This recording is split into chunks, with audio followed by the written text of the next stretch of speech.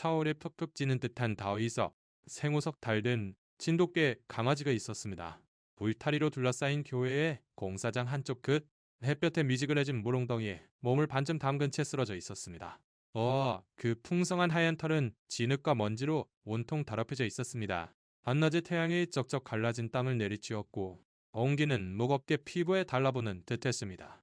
녀석의 가슴은 힘없이 오르내렸고 그 한숨 한숨이 마지막 생명력을 쥐어짜내는 것만 같았습니다. 아래 근처 인도로 사람들이 지나쳐갔습니다.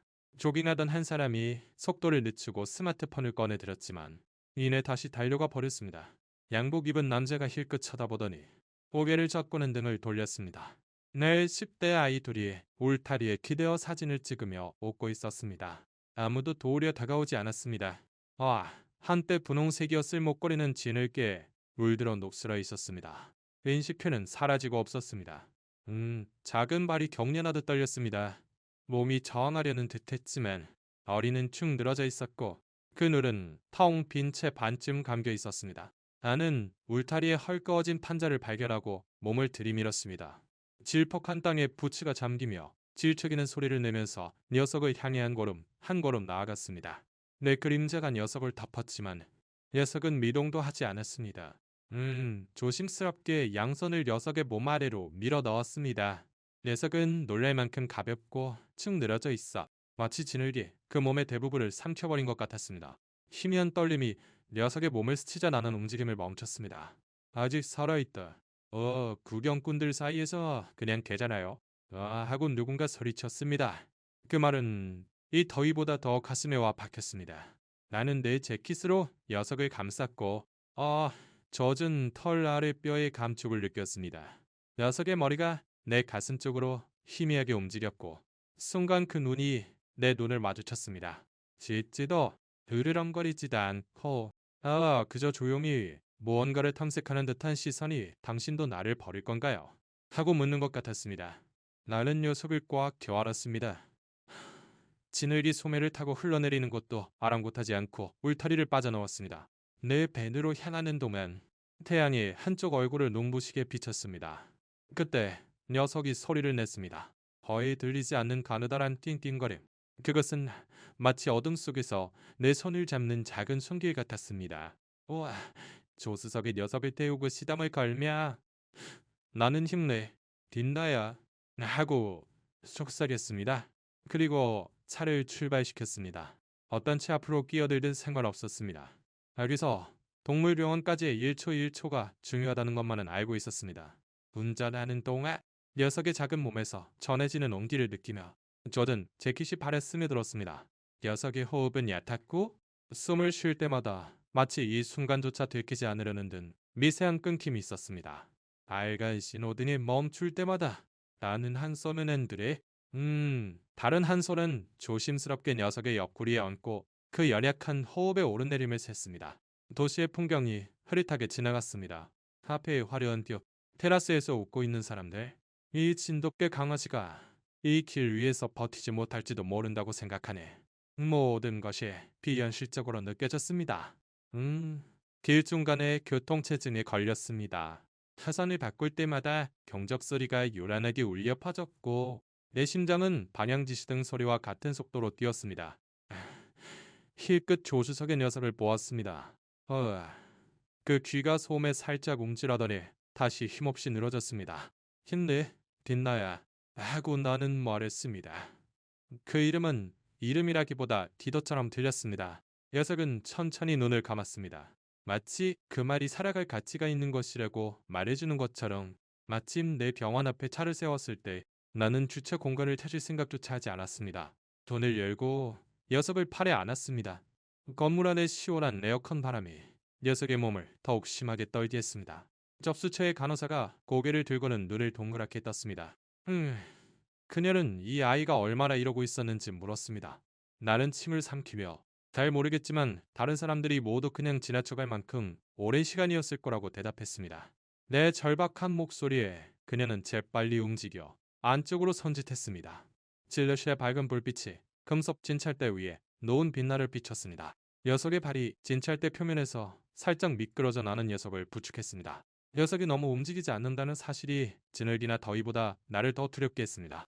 수의사가 방으로 들어왔고 장갑을 낀 그의 손은 숙련된 속도로 움직였습니다. 그는 녀석의 크기를 보고 진돗개 강아지라고 말했습니다. 나는 생우석 딸 혹은 그 이하일지도 모른다고 대답했습니다. 그는 녀석의 발 하나를 들어 올리고 잇몸을 살핀 뒤 어사에게 짧게 고개를 끄덕였습니다. 아, 그는 스웩을 놓고 체온을 유지하라며 서두르라고 했습니다. 아직 이 아이는 살아있다고 말입니다. 그 말에 나는 그날 처음으로 제대로 숨을 내쉴 수 있었습니다. 나는 그들이 처치하는 것을 그저 서서 지켜보았습니다. 내 손은 녀석의 심장이 손바닥에 올렸던 감촉으로 아직 저릿했습니다.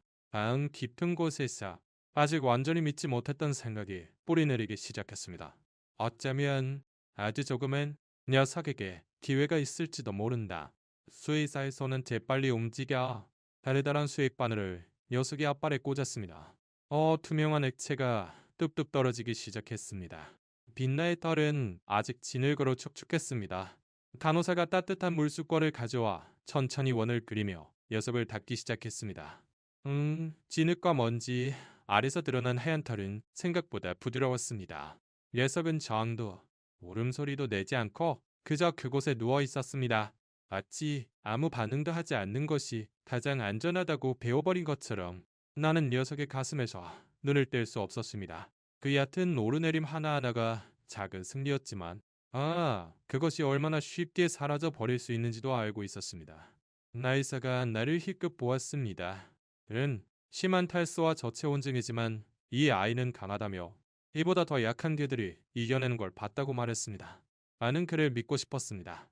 나는 녀석이 그냥 강하기만 한 게 아니라며 이 아이에겐 이제 지켜보는 사람이 있기 때문이라고 조용히 말했습니다. 그는 대답하지 않았지만 왜 그 입가가 마치 이해했다는 듯 살짝 실룩였습니다.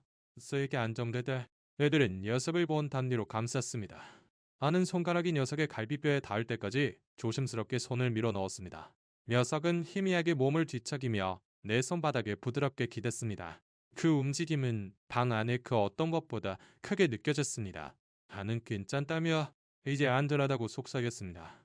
간호사가 작은 물그릇을 가져와 녀석의 코앞에 놓아주었습니다.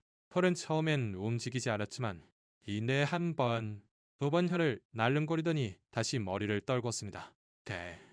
아주 미미한 것이었지만 이전보다는 큰 진절이었습니다. 녀석이 움직일 수 있을 만큼 안정되려면 몇 시간이 걸릴 거라고 했습니다. 나는 방 한쪽 구석에 앉아 그곳을 떠나려 하지 않았습니다. 밖에서는 서울의 오후 더위가 유리창에 무겁게 짓눌렸고 도시의 소음이 희미하게 들려왔습니다. 이에서는 스액이 규칙적으로 떨어지는 소리와 녀석의 숨소리만이 울렸습니다. 아직 불규칙했지만 위인을 붙들기에는 충분한 안정감이 있었습니다. 다음에 무슨 일이 일어날지는 몰랐습니다. 다만 오늘 기점으로 나는 더 이상 그냥 지나치는 사람 중 한 명이 아니게 되리라는 것만은 알았습니다. 넬슨, 수의사는 마침내 한 걸음 물러서며 장갑을 벗었습니다. 그는 움직일 수 있을 만큼은 안정되었지만 급격한 변화는 피해야 한다며 천천히 하라고 말했습니다. 빛나는 아직 보온 담요에 쌓여 있었지만 그 눈은 반쯤 떼어 있었고 묘한 피로감과 호기심을 담아 나를 보고 있었습니다. 내가 몸을 숙이자 녀석은 아주 작은 한숨을 내쉬었습니다. 마치 자신을 진흙 속에서 끌어안아 준 인간의 냄새를 기억해낸 것처럼. 나는 다시 녀석의 몸 아래로 손을 밀어 넣었고 제거된 수액 자리를 조심하며 그 차이를 금세 알아차렸습니다. 녀석의 몸은 따뜻했고 몇 시간 전에 그 차갑고 생명력 없던 무게가 아니었습니다. 조용한 접수처를 지날 때 녀석은 내 손목에 턱을 기댔습니다. 접수처 여직원이 부드럽게 미소 지었지만 그 눈을 보면 알 수 있었습니다. 그녀는 뒷나와 같은 경우를 너무나도 많이 봐왔던 것입니다. 버려진 너무나 마른 생명들을 밖으로 나오자 했사는 디오라. 낮의 강렬한 빛은 부드러운 황금빛으로 변해 있었습니다. 나는 한 손으로 핸들을 잡고 다른 한 손은 조심스럽게 녀석의 옆구리에 얹어 그 호흡을 느끼며 운전했습니다. 내 때로 차 소리나 경적 소리에 귀가 움찔했지만 녀석은 고개를 들지 않았습니다.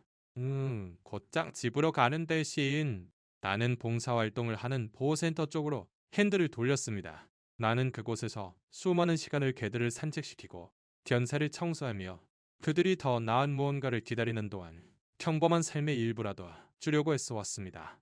지금 나는 이곳에 오는 것조차 불가능했을지 모르는 죽어가던 진돗개 강아지를 데리고 있었습니다. 보호센터 안은 조용했고 낮에 나른한 공기가 감돌았습니다. 높은 창문으로 들어오는 햇살이 공기 중에 먼지를 반짝이며 춤추게 했습니다. 나는 빛나를 깨끗한 견사에 부드러운 담요 위에 내려놓았습니다. 손이 닿는 곳에 작은 물그릇을 놓아주었습니다. 녀석은 냄새를 맡았지만 마시지는 않았습니다. 그 눈은 방 안에 다른 모든 것이 존재하지 않는 것처럼 나에게 고정되어 있었습니다. 나는 웅크리고 앉아 문에 차가운 쇠창살에 손가락을 얹었습니다. 나는 내일 또 오겠다고 녀석에게 말했습니다. 녀석의 귀가 한번 움찔하더니 담요에 머리를 묻었습니다. 그 작은 움직임만으로 녀석이 내 말을 들었다는 것을 알 수 있었습니다. 그리고 이유는 설명할 수 없지만 녀석이 나를 믿어주는 것 같은 기분이 들었습니다. 다음 날 아침, 나는 해가 완전히 뜨기 전에 보호센터에 도착했습니다. 4월의 공기는 이미 따뜻했고 또다시 타는 듯한 하루가 될 것을 예감하게 했습니다. 안으로 들어서자 건물은 조용했고 담요 위에서 발이 움직이는 희미한 소리만 들렸습니다. 나는 곧장 빛나의 견사를 향했습니다. 녀석이 어제처럼 웅크리고 있을 거라고 반쯤 예상했습니다. 하지만 녀석은 일어나 있었습니다.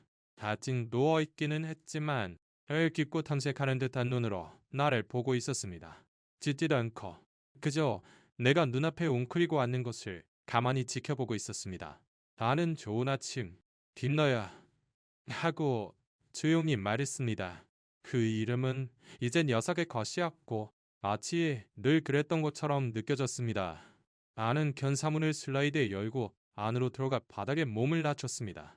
녀석은 망설이더니 천천히 고개를 들어 내 주위의 공기 냄새를 맡았습니다.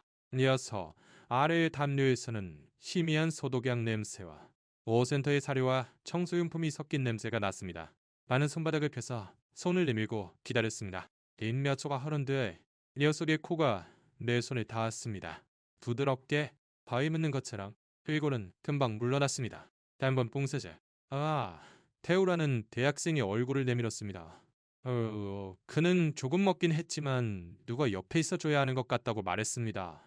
나는 고개를 끄덕이고 녀석 옆에 앉았습니다.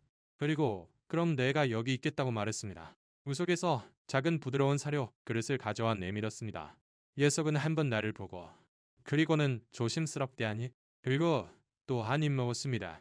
먹는 것은 느리고 의식적이었지만 좋은 징조였습니다. 한 입 먹을 때마다 녀석은 먹는 것을 멈추고 나를 올려다보았습니다. 마치 내가 아직 거기 있는지 확인하는 것처럼. 녀석이 실내를 작은 걸음으로 측정하고 있으며 안입한 일이 그 한 걸음이라는 것을 깨달았습니다. 녀석이 다 먹었을 때 나는 입과 털에 묻은 사료 찌꺼기를 부드럽게 닦아주었습니다. 녀석은 몸을 피하지 않았습니다. 머리는 아직 흔들리지 않았습니다. 하지만 녀석의 시선이 조금 부드러워진 것처럼 보였습니다. 안전이라는 개념이 형태를 갖추기 시작하는 것 같았습니다. 보호센터가 일상활동으로 소란스러워질 때까지 나는 녀석 곁에 있었습니다. 개들이 짖고 전화가 울렸습니다. 하지만 떠나기 전에 다시 한번 녀석에게 내일 또 오겠다고 약속했습니다. 이번에는 녀석이 천천히 눈을 감았습니다. 그리고 차 안으로 녀석이 나를 믿어준다고 느꼈습니다. 나흘째 아침 보호센터에 들어선 순간부터 뭔가 다르다는 것을 느꼈습니다. 평소에 개 짖는 소리는 작았고 마치 건물 전체가 숨을 죽이고 있는 듯했습니다. 빛나의 견사에 도착했을 때 녀석은 이전처럼 앉아서 나를 보고 있지 않았습니다. 그 sak에 누워 머리를 떨구고 눈은 반쯤 감긴 채 몸을 웅크리고 있었습니다. 마치 자신을 작게 보이려는 것처럼. 나는 빛나야 하고 부드럽게 불렀고 본 옆에 웅크렸습니다. 이번에는 귀가 움찔하지 않았습니다. 잠금 장치를 풀고 안으로 들어가 바닥에 몸을 내렸습니다. 녀석의 숨소리는 무겁고 느리게 들렸습니다. 나는 담요를 따라 손을 미끄러뜨렸고 손가락이 녀석의 옆구리에 닿았습니다. 평소보다 뜨거웠습니다.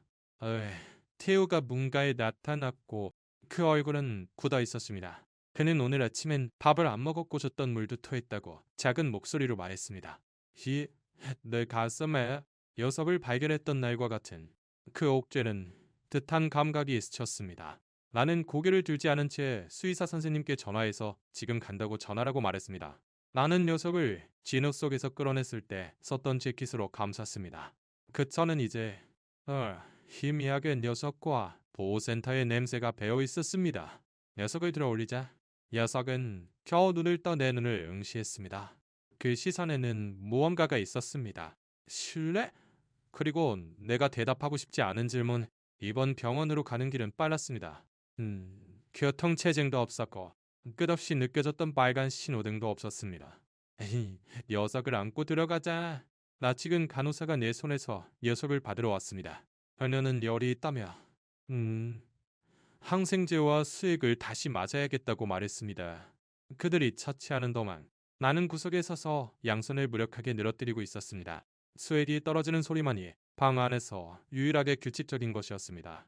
녀석이 내 손에서 음식을 받아먹는 상태에서 구석에서 움직이지 않게 되기까지 얼마나 빨리 상태가 변해버렸는지를 계속 생각했습니다. 수의사가 마침내 나를 보았습니다. 그는 아직 약하다며 회복 과정에서 흔히 있는 일이고 좋아지기 전에 한번 나빠지기도 한다고 말했습니다. 그의 목소리는 차분했지만 애초에 우리가 발견한 것이 너무 늦었던 건 아닐까 하는 공포를 떨쳐낼 수는 없었습니다. 그리고 그 순간 나는 단지 한 마리의 진돗개 강아지를 잃은 것을 걱정하는 것이 아님을 깨달았습니다. 나는 빛나를 잃은 것을 두려워하고 있었습니다. 그들은 빛나를 병원에 하룻밤 입원시키기로 했습니다. 나는 거의 잠을 이루지 못했고 서울의 아침 햇살이 블라인드 틈으로 새어 들어올 때까지 아파트 안을 서성했습니다. 연애 시간이 되자마자 나는 벤 안에 있었습니다. 오는 내내 가슴이 조여왔고 녀석이 그곳에 누워 주위에서 기계가 소리를 내는 가운데 내가 돌아올까 생각하고 있을 모습을 상상했습니다. 병원에 들어서자 녀석은 보온 담요 위에서 웅크리고 있었고 그 눈은 마치 대단한 노력이 필요한 것처럼 천천히 열렸지만 뜨고 있었습니다. 그것만으로도 내 무릎은 후들거렸습니다. 간호사가 아까 복도에서 내 목소리가 들리니 정신을 좀 차리더라고 희미하게 미소 지으며 말했습니다.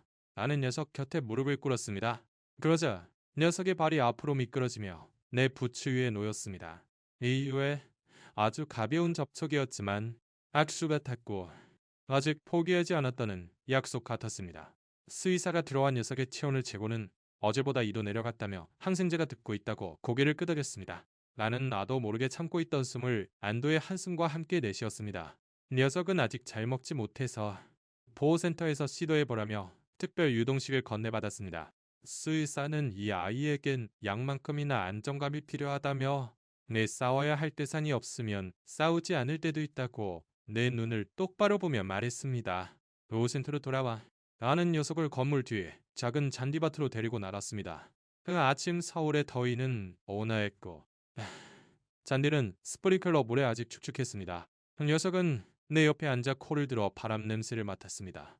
녀석이 견사박세상에 주의를 기울이는 것을 처음 보았습니다. 나비 한 마리가 펠랑거리자 녀석의 작은 삼각형 귀가 쫑긋 싸다니 몇 초간 그것을 바라보다가 내 무릎 위에 머리를 기댔습니다. 우리는 1시간 가까이 아무 말 없이 그곳에 있었습니다. 그럴 필요가 없었습니다. 때때로 녀석은 내가 아직 거기 있는지 확인하던 나를 올려다보았습니다. 그리고 그럴 때마다 나는 거기 있었습니다. 왜냐하면 이것은 진흙 속에서 한 마리의 진돗개 강아지를 구하는 것만의 문제가 아니었기 때문입니다. 진나에게 이제는 아무도 떠나지 않는다는 것을 보여주는 것이었습니다. 그 주말에는 빛나의 발걸음이 단단해졌습니다.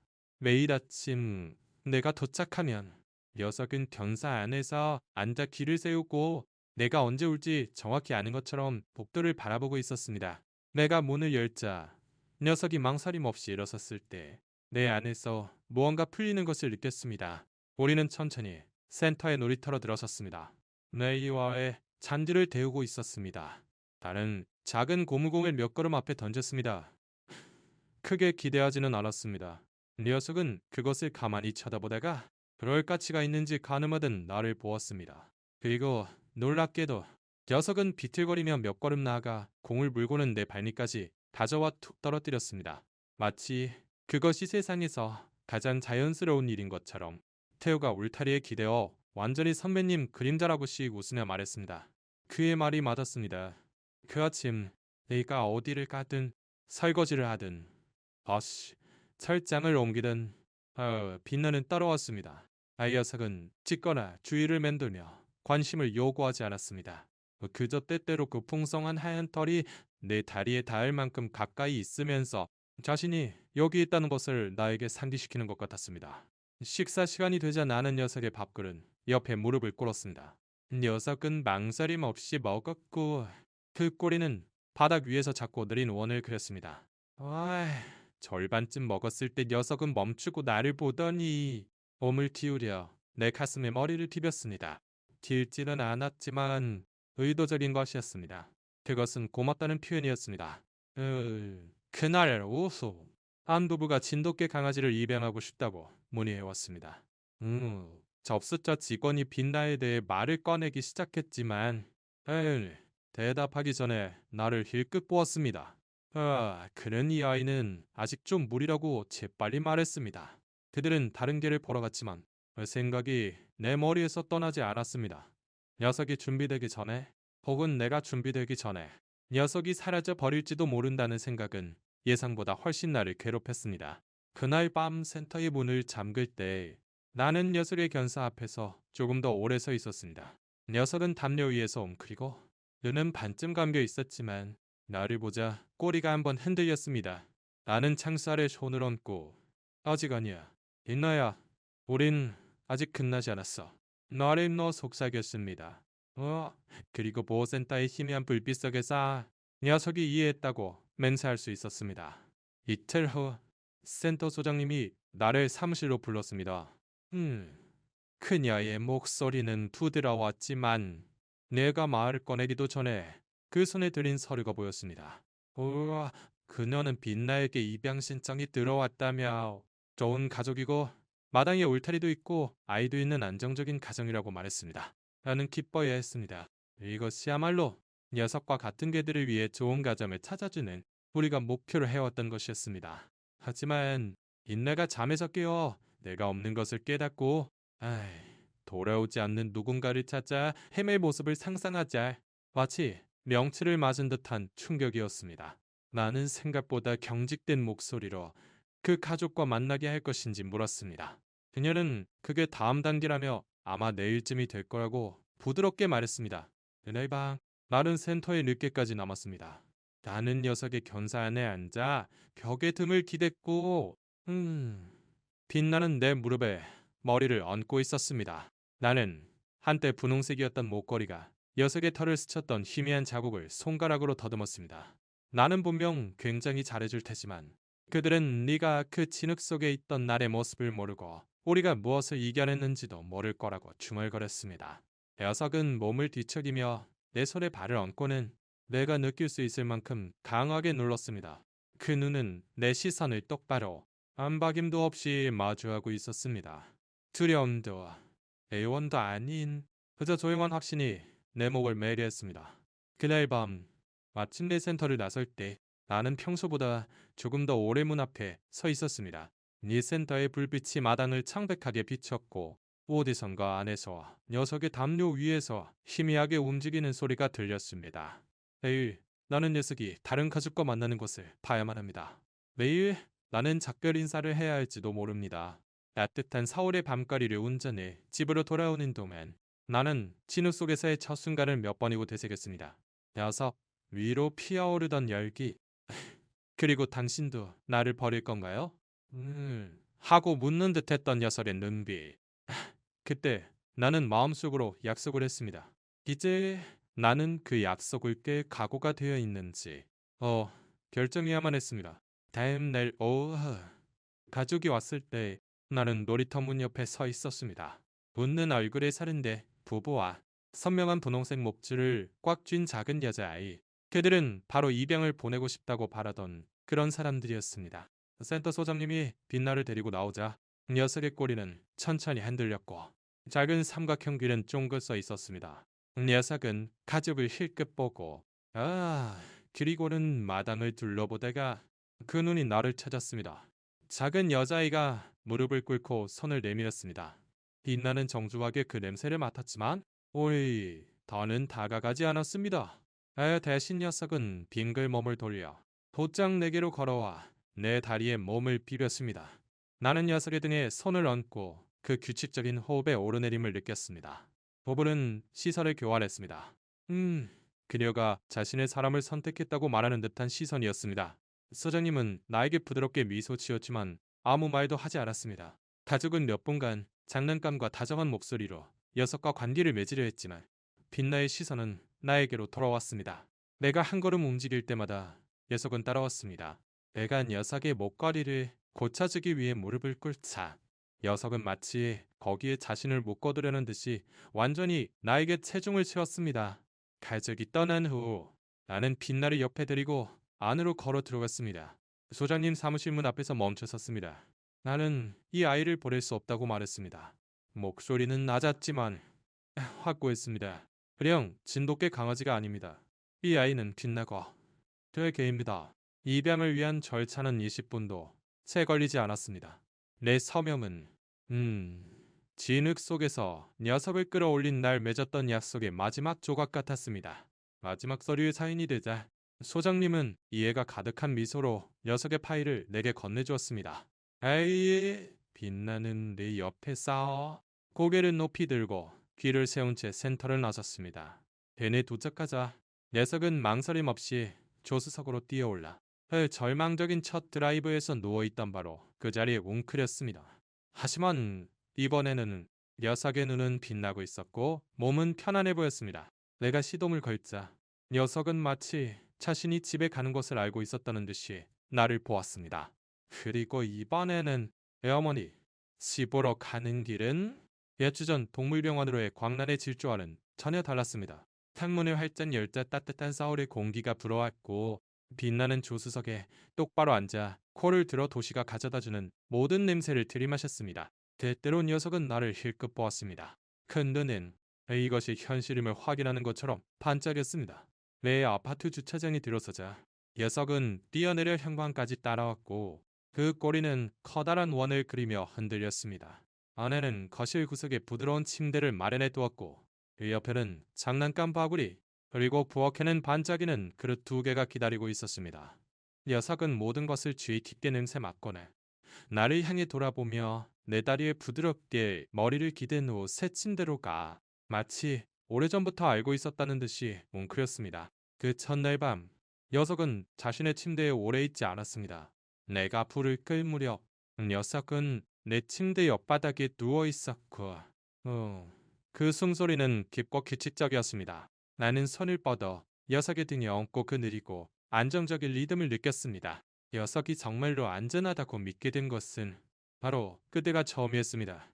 그 후에 나날들 속에서 빛나는 활짝 피어났습니다. 한강 시민공원을 산책하는 것이 녀석이 가장 좋아하는 일과가 되었습니다. 작은 삼각형 귀는 쫑긋서고 그 눈은 예리했으며 낯선 사람이 인사를 건네기 위해 멈추면 꼬리는 희미하게 흔들렸습니다. 그들은 예쁜 진돗개라고 말했고 나는 고개를 끄덕이며 녀석이 과거의 공포의 흔적을 전해 보이지 않고 차분하게 주목받는 것을 보았습니다. 때때로 햇살 속에서 녀석의 모습을 포착하고 그 하얀 털이 태양 아래 빛나는 것을 볼 때면 나는 녀석을 진흙 속에서 발견했던 그날을 떠올렸습니다.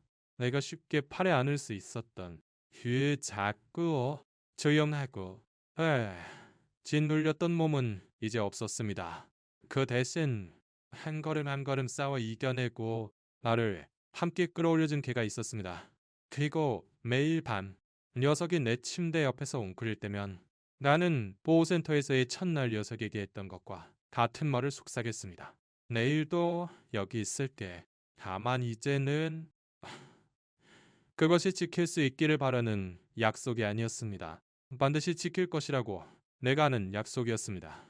빛나의 여정은 멈춰서고 좁고 마음을 쓰는 단 하나의 선택이 두 인생을 영원히 바꿀 수 있다는 증거입니다.